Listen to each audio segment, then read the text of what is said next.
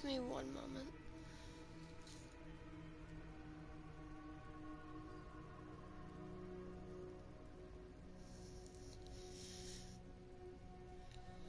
Okay, so today's topic is gonna be, it's gonna be heavy. I've officially, and massive trigger warning right now, like, if self-harm, if any of that kind of general subject is going to trigger anything for you, please click off for your own mental health, because I absolutely do not want to trigger anyone. It is an extremely serious topic, so only watch this if you are comfortable. And with that being said, I am going to be talking about my general experience with it, why I started, and some ways to cope with it, and how to stop, because I am celebrating 3 years clean.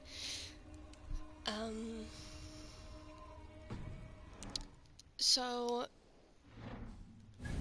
for my story, it all kind of started when I want to say 10, which is really early for such a heavy topic, but I was around 10, maybe 11, when I first started getting urges to cause myself physical harm. And it all kind of stemmed from an experience I had. Oh, many experiences. I've been pretty much bullied my entire school career, from like kindergarten to now. And for those of you who don't know, I am in fact 16. I will be turning 17 soon. But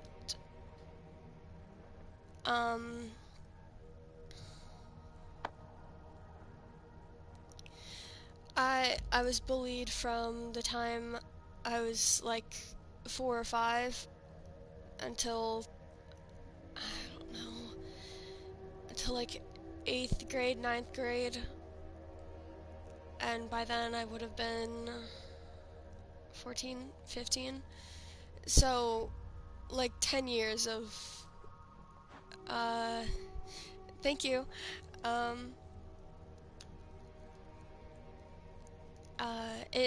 It was like 10 or 11 years of abuse, and as a kid, obviously you don't really understand that kind of stuff, and you don't understand like what it really means to be bullied. And it did all start off with what adults would call harmless teasing. It very quickly, honestly, up it upped to actual bullying. And when I moved to where I live now, which I am not disclosing for my own safety,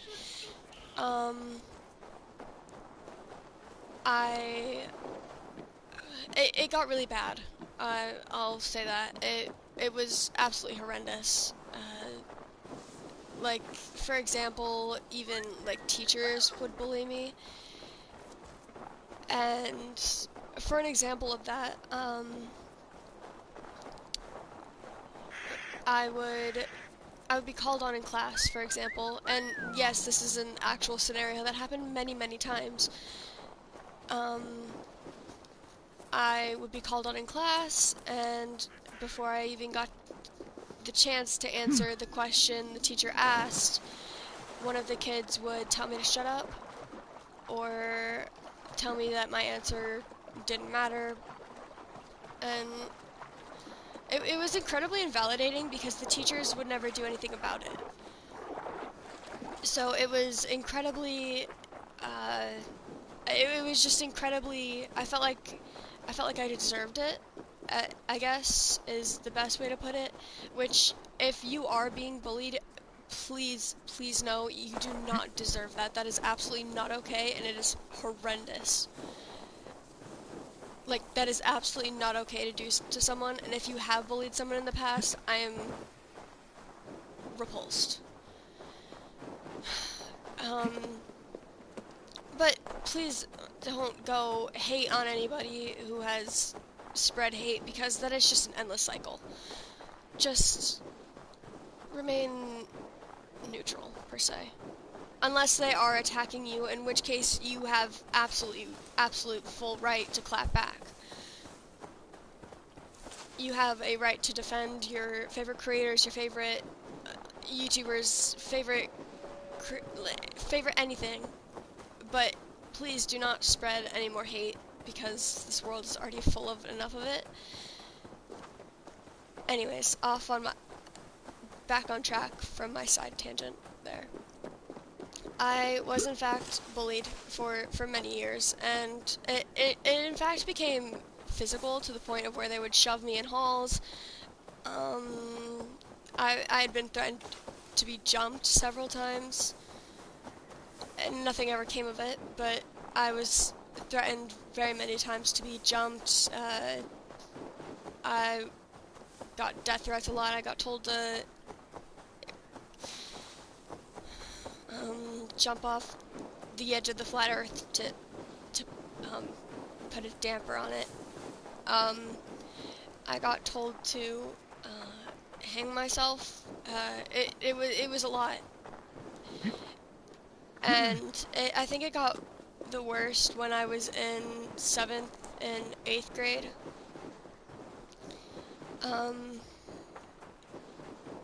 And that led to me starting to cut myself.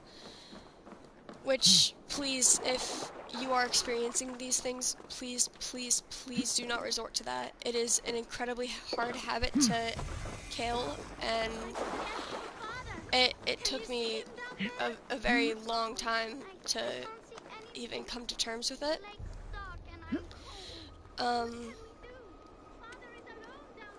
But it really all started because I was bullied a lot.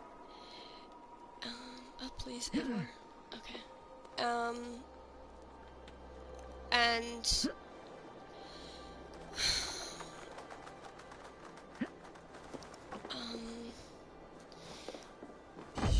how do I put it? To put it lightly, it got really bad to the point of where it left permanent scars. And to anyone who has ever been told, oh, it's just like a kitten scratch, it's just you're just looking for attention, basically, is what they're trying to say to you.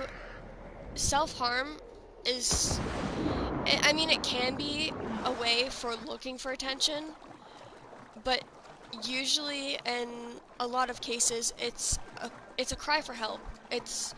So please, if anyone you know is hurting themselves, reach out to them, let them know that you care about them, because it's incredibly difficult to deal with on your own.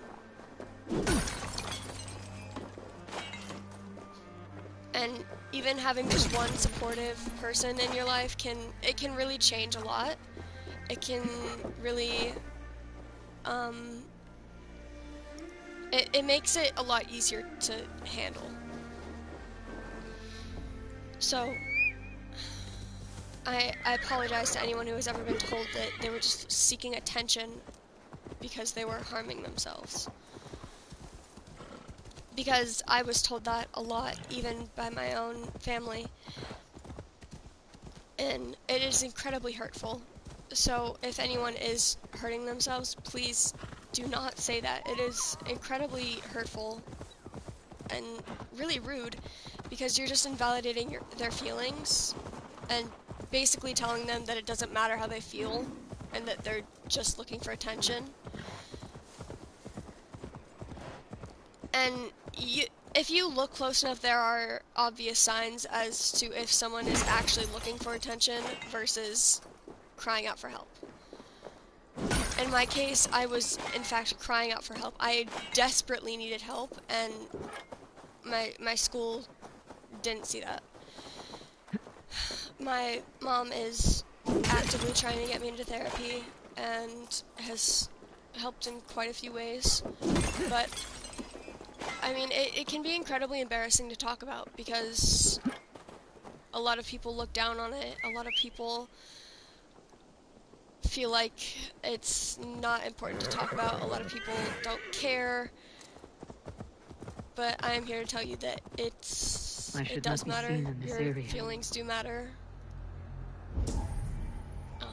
So please don't forget that your feelings are incredibly valid. Your feelings do matter, and yeah. I am going to talk about how I stopped. In fact, I honestly didn't even stop on my own. It was a friend who I'm unfortunately no longer in contact with, who made me promise to stop hurting myself because he saw the way that I was hurting myself, and it was really bad. I still have scars from it, and they are still just as bad as they were whenever they first formed on my skin. So it is incredibly real. It's okay, keep walking.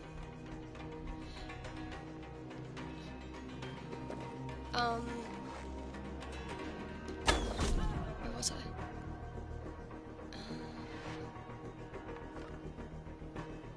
Oh my god, I forgot what I was talking about. What was I saying?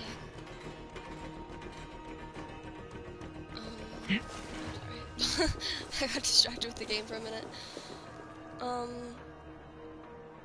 But my friend, he saw the way I was hurting myself, and it does hurt the people around you, but your feelings are still valid even if it does hurt them as well.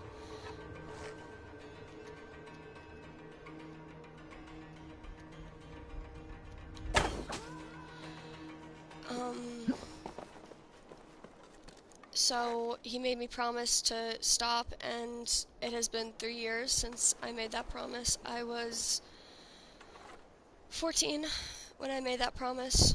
Maybe I was 14, almost 15, and now I am 16 turning 17.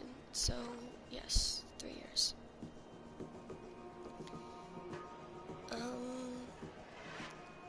Right. Yeah. 3 years? 3 years, yeah. And,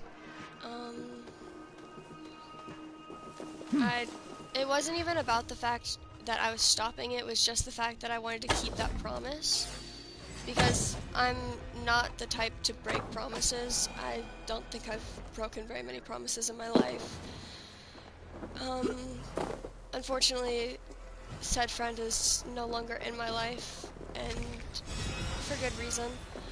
But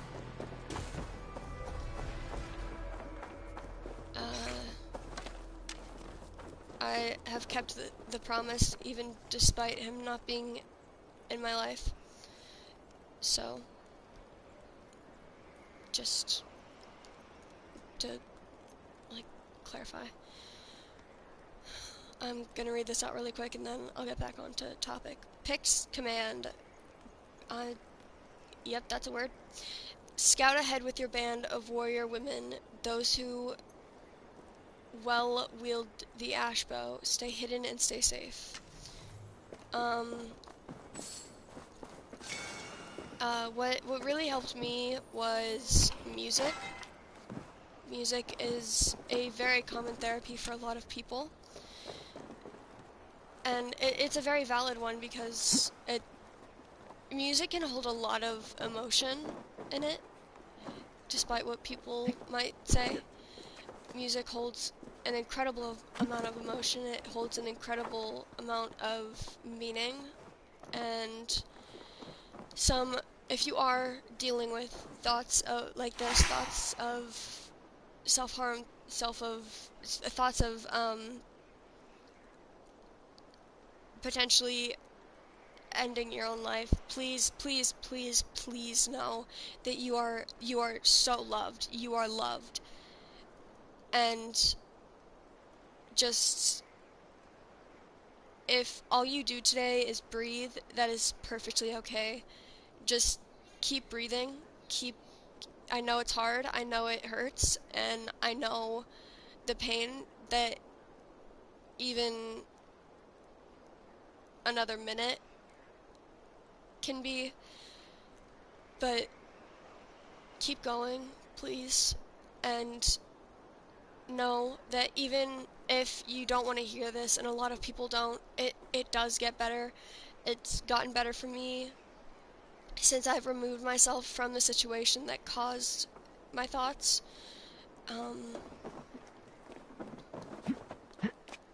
But I know some people can't remove themselves from said situations. Just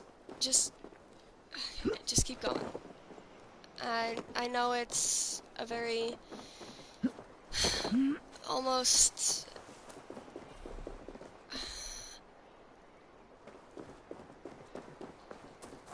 unthoughtful thing to say, but it does get better. Please trust that it does get better.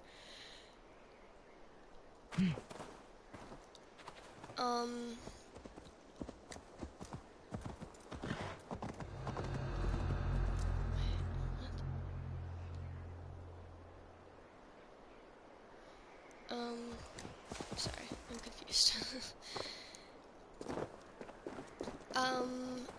Some other coping methods are fiddling with things, like a fidget toy, really anything. You can fiddle with. Oh wait, I need to put the key. God damn it. Fiddle with. I don't. Fuck. You could fiddle with a fidget toy. You can fiddle with your rings. You can fiddle with. You can really mess with anything if it keeps your hands busy and it keeps you from potentially hurting yourself. Hiccups, I apologize. I'm incredibly nervous.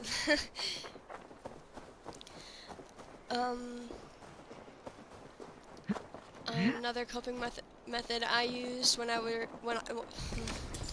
was in school is I used to grab a piece of paper from my notebook because we weren't allowed fidget toys, we weren't allowed like fidget rings, we weren't allowed anything that we could like play with. So what I did is I used to take a piece of paper out of my notebook and I would just like tear it into pieces because it kept my hands busy and it distracted me from incredibly dark thoughts. It's right over here. Okay.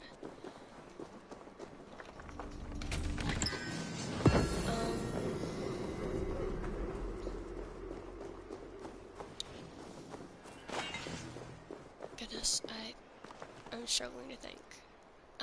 Other coping methods would be, you can journal, you can write down your thoughts, write down your feelings, write down what's causing these thoughts, write down, like, just write. It helped me quite a bit in my journey, honestly, and I still do it sometimes. The journaling, whenever I get overwhelmed or stressed out.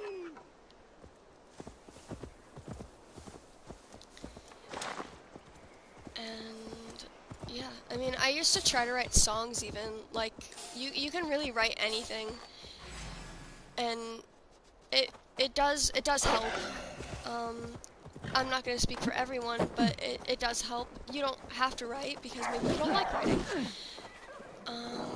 So maybe your thing is drawing, or maybe your thing is building something. It doesn't matter, just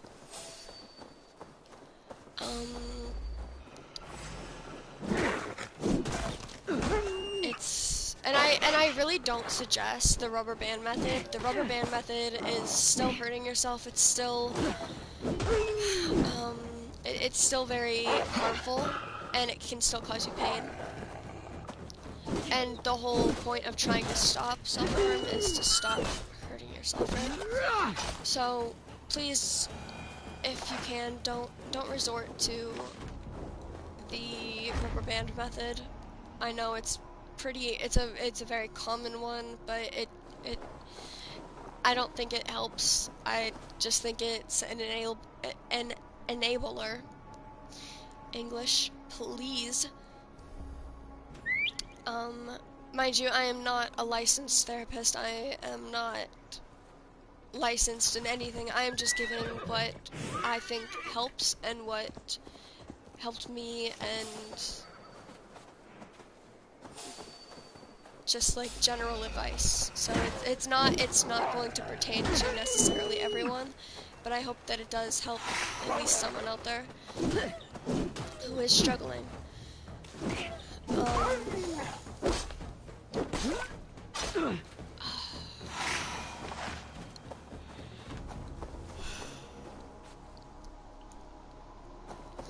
When I first made the promise with my friend, I did very often fail. I will admit that. I very often fell back on bad habits, and bad habits led back to self-harm. And that's not what we want, but sometimes it does happen, and just know that it is okay.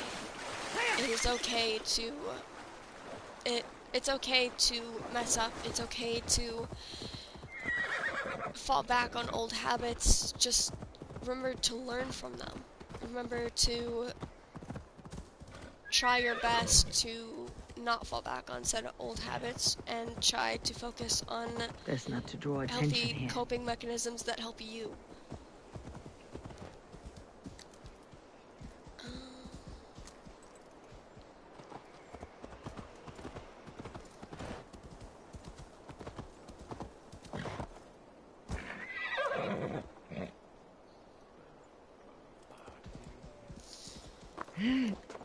I don't really know what else to say, but you are not alone, and that is not in any way meant to diminish any feelings you may be having or thoughts you are having. Just know that you're not alone in that, and other people are feeling it too. So you're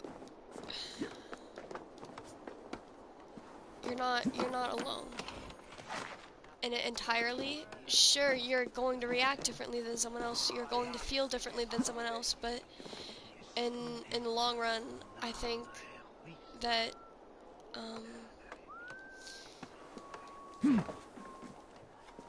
a lot of people feel very similarly, at the very least. Oh my, okay.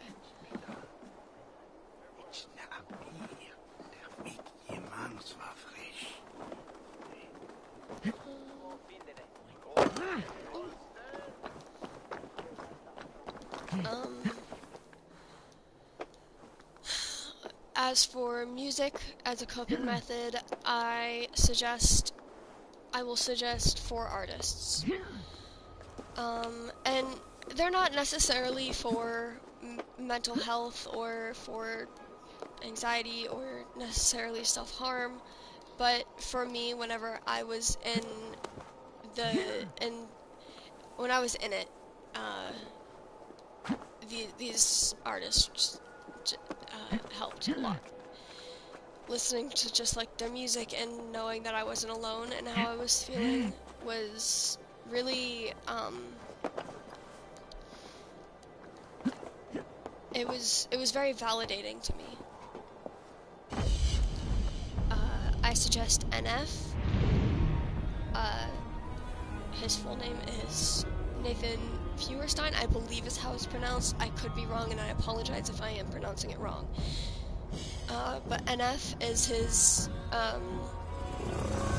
rapper name.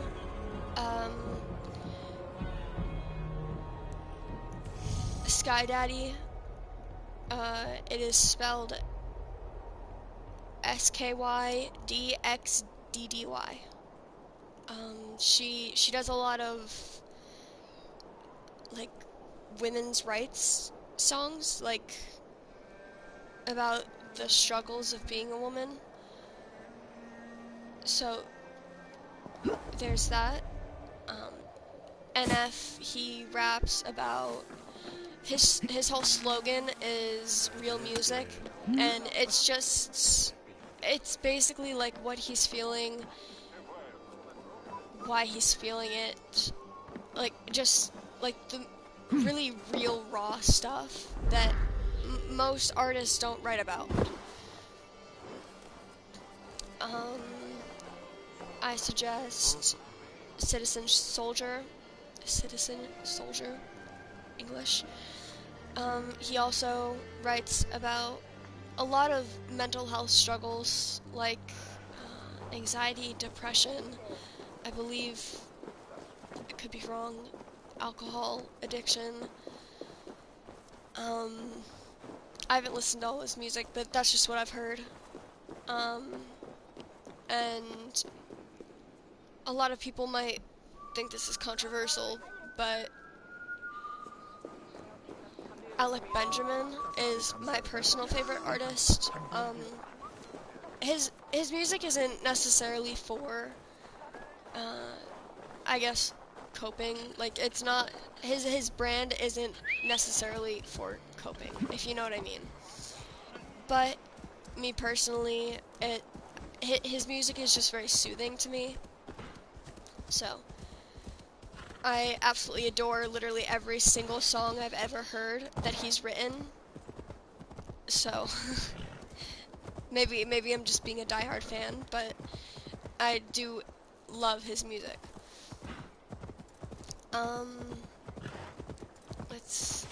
Those are like my four main go-to artists whenever I'm feeling like down in the dumps, feeling like depression kicking in, because people do relapse, people do experience episodes, people do experience, like, they fall back and they struggle, and that is perfectly okay because it's completely human, it's completely normal. And I just want everyone and stream everyone who is watching after stream to know that your feelings are incredibly valid. Your feelings should not and are not, at least here, your feelings will never be diminished or invalidated here, at least. I try my best to make it that way, but there are dickheads out there. So, and I mean, it is the internet, so you feel free to leave your stories in the comments, feel free to just vent in the comments, in the chat. This is a safe place, or at least as safe as it can be.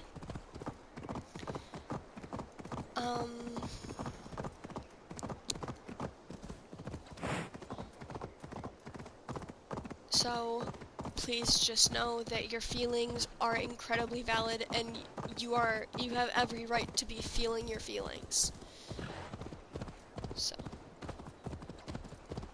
and honestly, that's really all I have to say as for just general aiding in helping people cope in my story, just like as a brief, like all around kind of story, because I do plan on doing a different stream with Aizawa, who is one of my mods and one of my absolute best friends. It will be an incredibly sensitive stream. It will be incredibly touchy, so if anyone is, again, sensitive to self-harm, depression, suicidal thoughts, I don't want to get this, like, taken down. Because I did say that it is a stream to, like, bring awareness to these sensitive topics, but things can still be banned. So, if you are sensitive to that general all-around topic, if that will trigger you in any way, please do not hesitate to leave stream. Do not hesitate to, like, you do not have to join.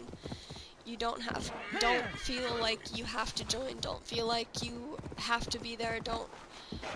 It's definitely not mandatory. It is an incredibly sensitive topic. It is incredibly it's an incredibly deep topic, and it's hard to talk about, and I'm not sure if you guys can hear it in my voice, but I am kind of on the verge of tears myself. Better be hooded.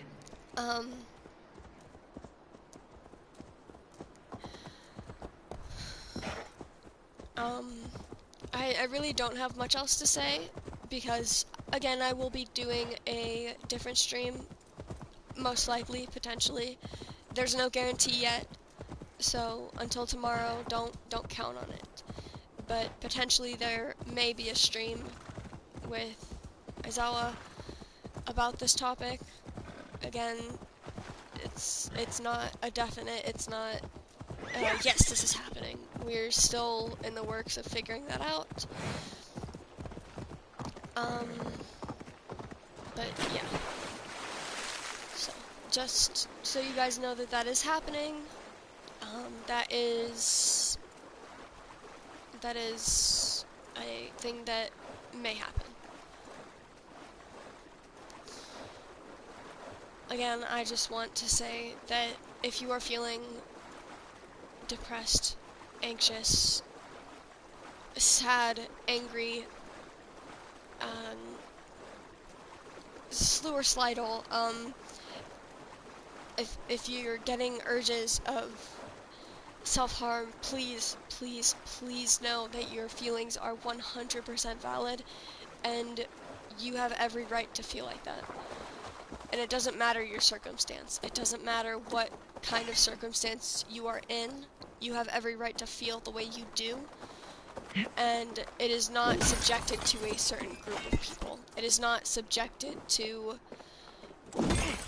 a certain age range, a certain group. It's not. Men, women, children, they can all feel depression, and I don't care what anyone does say. If a child is traumatized enough, yes, they can be depressed. Because at the age of, like, 7, I was saying extremely concerning things, like, extremely concerning things. And maybe at the time it wasn't like a red flag, because I did have a tendency at that age to be impulsive and say things that I didn't mean, but the fact that I was even thinking those things or even saying them out loud should have been a concern, despite it not being. And if anyone did feel like that as a child, it's not a phase. I mean, it can be teenage angst. It can be like the woe is me kind of teenage mindset, because in reality teenagers are incredibly selfish, especially in their early teens, like 13, 14, etc. Like at that age, like, you're really only thinking about you, and that's okay, because that's how teenagers are. But it can be teenage angst, but a lot of times, at least from what I've seen, and I'm not saying this is every case, but a lot of times, like 8 out of 10 times that I've seen it, it was depression, and it wasn't just a phase. And unfortunately, people don't take it seriously until something really serious happens. Like someone trying to off themselves, or getting caught self-harming or something extremely serious and potentially dangerous. And I feel like it shouldn't be that way, but that's how it is. And people like to look down on kids and just say, oh, you're just a kid, you don't understand feelings, but how could you even say that whenever that's all you feel? Like, as a kid, that's all you feel is emotions. All you feel is emotions. Like, people who say that are clearly extremely not in touch with how they were as a child. Or maybe they just don't care. And there are those kind of people out there that just will not care and just like to belittle people for, I don't know, gratification. A sense of feeling like they one-up someone, a sense of feeling like they're better than them, and belittling someone and making them feel bad about themselves is a very common tactic people have with that. So, there are people out there that are like that, who are just incredibly toxic, incredibly just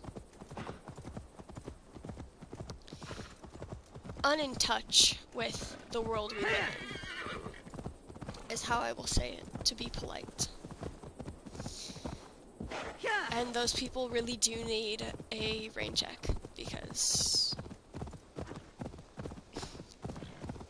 kids can feel just as much as adults do, and I feel like a lot of adults forget that even though kids might not understand it, they see what goes on in the home, they see,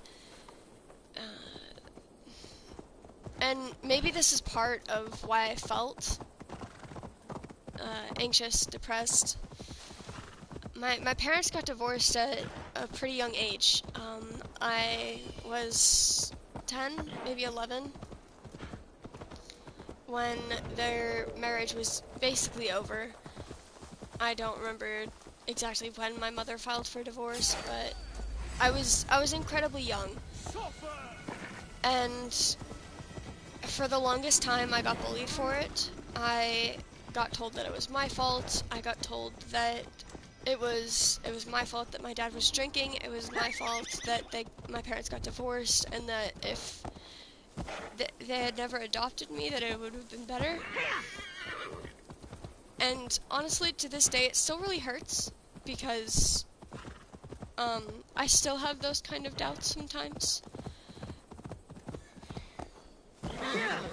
Because I do struggle with mental health. I do struggle with anxiety. I have severe anxiety, to the point of where I can hardly go outside without feeling absolutely paranoid the whole time if I'm not with someone.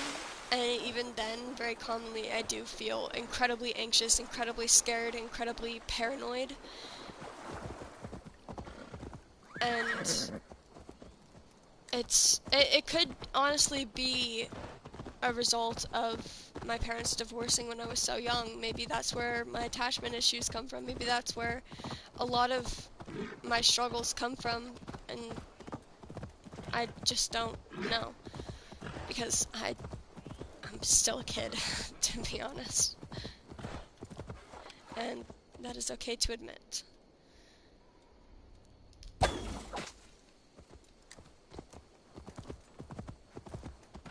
A lot of people like to tell me that I'm incredibly mature for my age, and I get that a lot. And I feel like a lot of times they expect me to act like an adult because I'm more emotionally mature. Because I have more, I guess not emotionally mature, because I still have the emotions of your kind of average 16-year-old, your average 17-year-old. Because that's how old I am. But I feel like a lot of people expect me, at least the people around me, expect me to act like an adult because I have more emotional know-how, I guess would be the right term. because my mom taught me from a very young age that other people have emotions and not only you do, and for me not to be selfish about that and to be like aware of other people's feelings, because other people do have feelings and they're valid. And so I was always just kind of a rather kind kid, I guess. And maybe that's why a lot of people bullied me, because I was incredibly naive, I was incredibly innocent, I was incredibly just gullible, I guess. And in some ways I still am a bit gullible, I won't lie. But I think anyone can be gullible. It's not really just kids who are gullible. Anyone can be gullible. But a lot of people took advantage of that, and advantage of the fact that my parents actually cared about me not being scarred at a young age by sexual things, because I remember as a kid my friends used to play this game on the bus where they would like, it was like joking, like we all knew it wasn't gonna actually happen, but we would play this game where we would like guess how many kids we had, and then we would play this game to figure out what gender the kid would be. And at the time I thought that the shape that they were making for the male was a tie. It was in fact a penis. Looking back on it now, it's rather embarrassing. But mind you, I was like 6, 7 years old. So why were they playing that? Why were they playing that? I don't. Why do you know about that? Like you're a child. What? What have you got for me today? But yeah. You like the looks of that one? There, better than before. A lot of people liked to take advantage of the fact that I was a gullible kid, so. And I mean, that's just kind of how the world works, I guess. Unfortunately. It is incredibly unfortunate, but that is the world we live in. Done for now. So. I must be on my way now. Goodbye. Until next we meet. Hold on.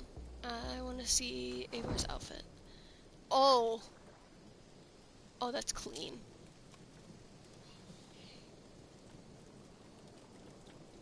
Yeah. A lot of people, especially I've seen guys, and I'm not just saying that only guys get this, because I know that a lot of girls get it too. Like, guys, they're like, oh, you're a boy, you're not supposed to show that much emotion, what's wrong with you?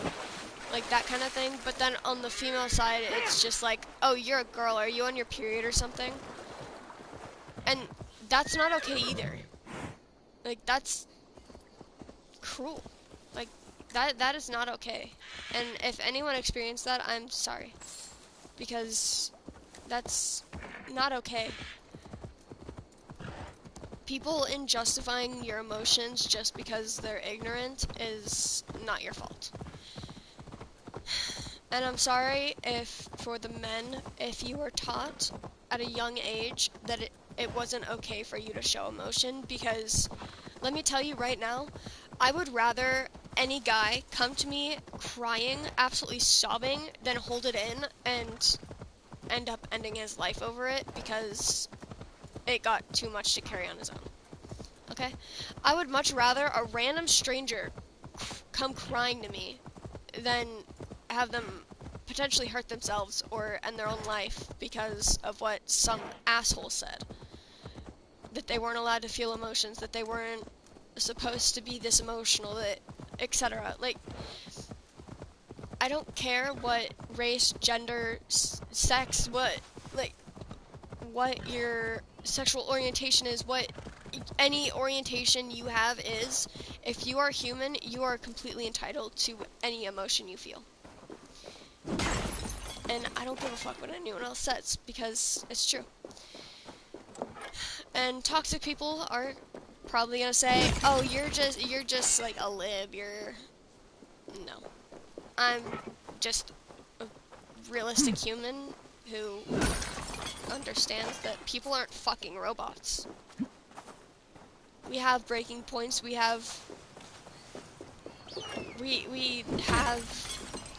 emotions. We cry for a reason. Like, crying doesn't make you weak. It's, in my eyes, one of the strongest things someone can do. And I know that might seem really silly to some people, but let me explain. Crying is a way to relieve stress. It's just a known fact, okay? Crying is a way to relieve stress. It's a way to get rid of negative emotions. It's incredibly healthy, and it's like a necessary thing for humans to do. So people telling that men that they can't cry is absolutely absurd, but whatever. I can't change what someone else is gonna say, so I will just continue spreading awareness that everyone is allowed emotions, everyone is allowed feelings. But yeah, if it's literally just a known fact that it relieves stress. Anyways, how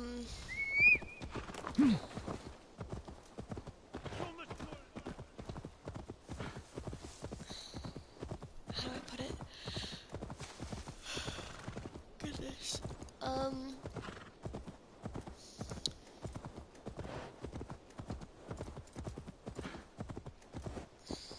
do I put it?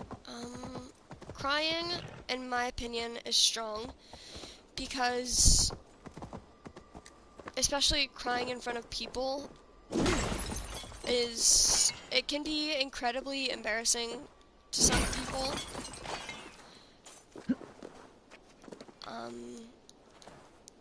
It can be incredibly humiliating, even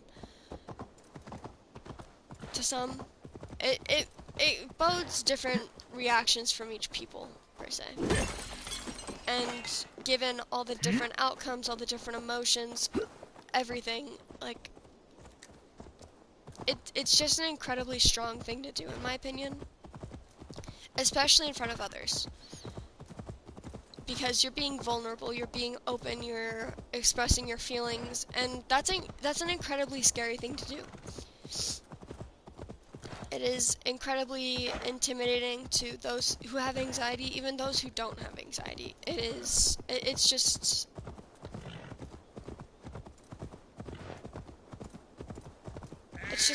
a strong thing to do, in my opinion.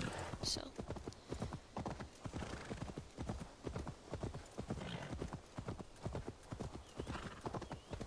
right, yeah.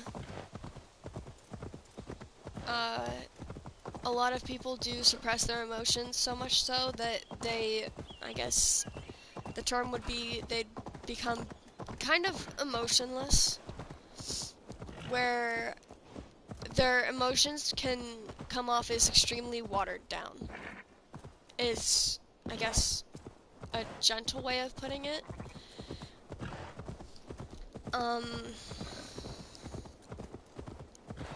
To clarify, Jitter just said, men, or really anyone who's told to hold in their emotions, can lose the ability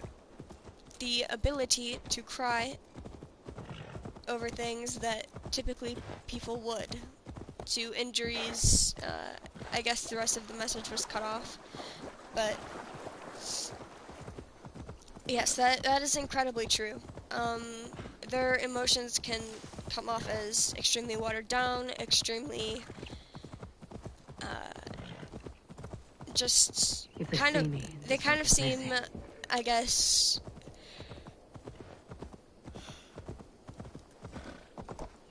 emotionless is like the only way to put it, really.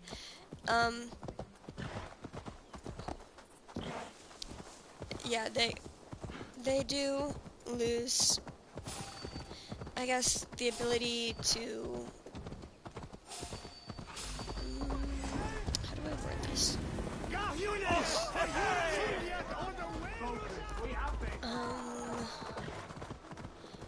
they lose a lot of their humanity in that fact.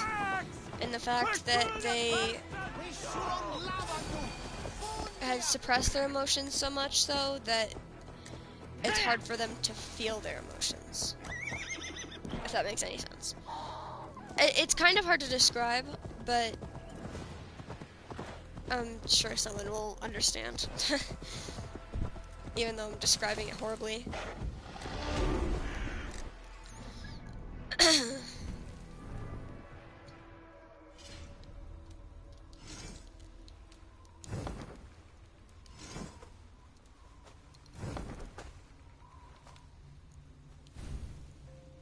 But yeah. Honestly, I don't really know what more I could say, because there is a lot to be said, but I guess lack the know-how of how to say it properly, I guess. But there's really a lot of things I could go over. There's countless things I could go over, honestly, on things like that. There's a lot that goes into it. There's a lot of emotion, there's a lot of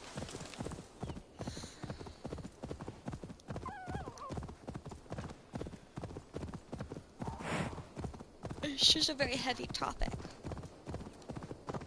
One we will likely discuss if my stream with Zawa does happen.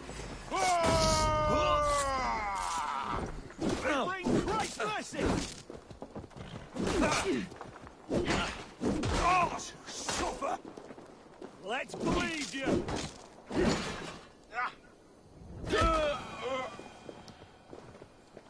I honestly probably won't be streaming too much longer because I am honestly getting rather tired. And this is taking a this whole stream is kind of an emotional toll on me because I did open up about quite a few things. But I feel like it's only fair for me to explain my experience before giving advice. And just know you don't have to take my advice. It's really just there in case you need it. My advice on, like I said, listening to music, fidgeting,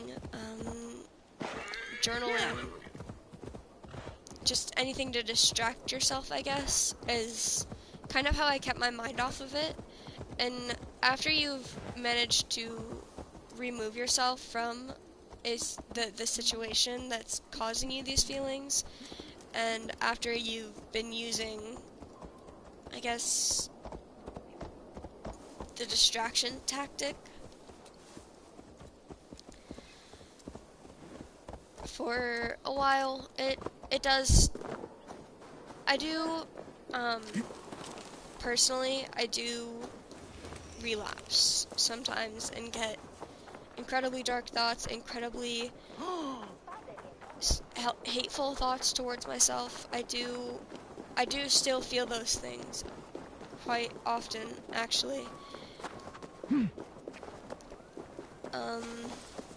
And that's okay for someone to feel whenever they're going through something like this, something like healing from trauma, healing from self-harm, healing from anything. It takes a lot out of you, and naturally people can get overwhelmed by how overwhelming it can be, and they do relapse. And like I said, like the title of this stream, I have in fact been clean for 3 years from self-harm, from any form of self-harm. I do occasionally pick at my skin or pick at my nails. I very commonly pick at my lips, but I think that's more of an anxiety thing instead of a conscious effort to cause myself physical harm. It's just kind of like an anxiety tick, per se, is, I guess, the best way to describe it. Like, it's just an automatic thing. Like, if I'm feeling anxious or if I'm feeling, like, overwhelmed by something, I'll, like, start picking at my lips or biting my lips or, like tearing the skin off of them and like picking at my nails and like shortening them and clipping my nails. It's just kind of a tactic, I guess, I've used. And I'm not gonna say it's healthy because it's honestly probably not. I apologize for that voice crack. It's honestly probably not healthy, and it's a hard habit to break. But They will attack on sight here.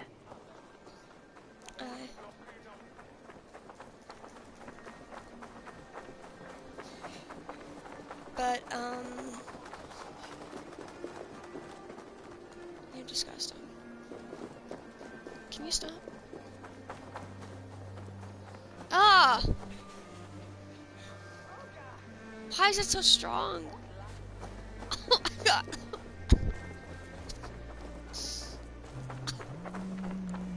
I'm dying. Oh goodness. I apologize. My brother just... Can you please stop? I'm in the middle of a stream. Oh my god. I apologize for the coughing. My brother just sprayed incredibly strong cologne. But... I apologize. I am going to end stream because... my brother. And I honestly really don't have much else to say. And I apologize if I ended up cutting myself off in the middle of a sentence and just didn't finish it. But thank you for joining me. Thank you for coming with me on this absolute roller coaster. Thank you for coming to my TED Talk. I'm sorry. That was a bad joke. Please stop.